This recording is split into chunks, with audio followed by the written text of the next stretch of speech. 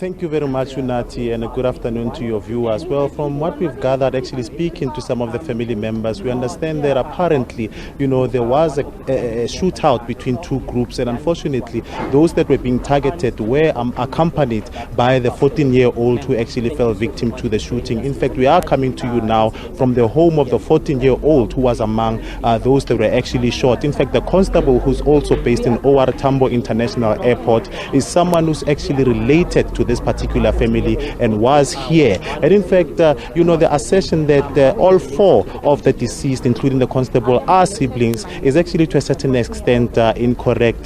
But I'm actually going to speak to the lady who was actually here, who's actually one of the relatives when this actually transpired. And unfortunately, we're going to listen to this. In fact, Panyaza was also making a walkabout now. He's actually going to one of the families that are actually affected by this particular incident. So let's listen in to what the family member actually has to say. And is this a high crime zone, the area that you live in? Very high. Do you get any assistance from the police when you report any of these incidents? Apparently, they say on this scenario, the police were very quick. I'm not sure on other scenarios what happened. If I may just interject there, can you just explain about the relationship between those that fell victim to this particular shooting? Is it siblings, four siblings? So just elaborate on that. No, it's not siblings. There are four different surnames. There is Ziwele, which is my niece.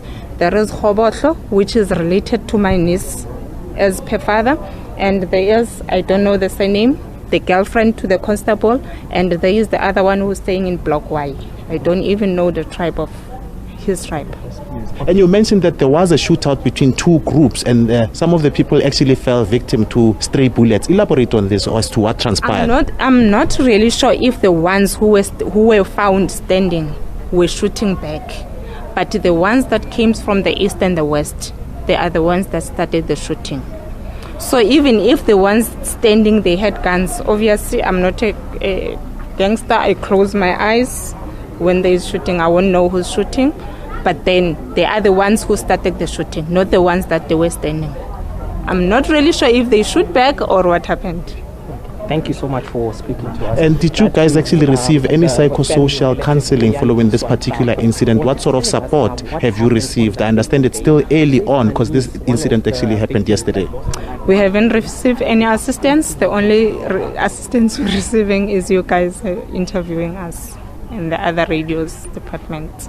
Yes. But your reaction to the level of criminality that's happening in this place, we understand that there are gangs that are, having a reign of terror in this particular area. In fact, I've gathered that some businesses are actually paying a protection fee just to run their businesses. As residents of this particular area, how are you grappling with this particular incident, with this particular level of criminality?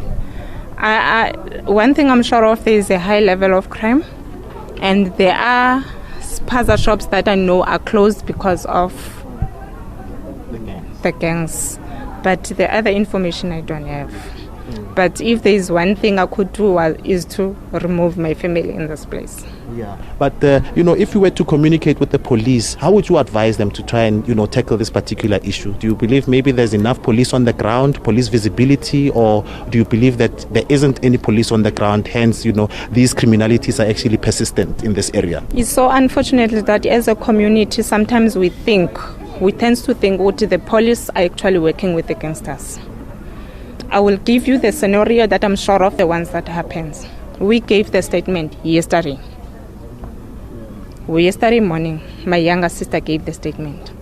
Within 2 hours before the police could move on that scene, already the statement that we gave was going viral. We received it via WhatsApp.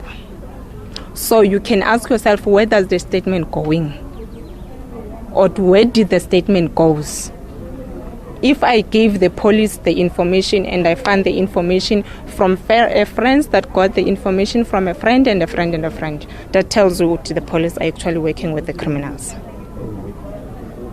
And as a family, what is your reaction to the news that the 2 suspects who are allegedly involved in this have actually been arrested? You know, police operated a 72-hour activation where all the resources were dedicated to this particular case. How do you feel about the prompt response in which the police actually managed to arrest the 2 suspects allegedly involved in this particular shooting? I'm happy to hear that. I didn't know that there are anyone's arrested.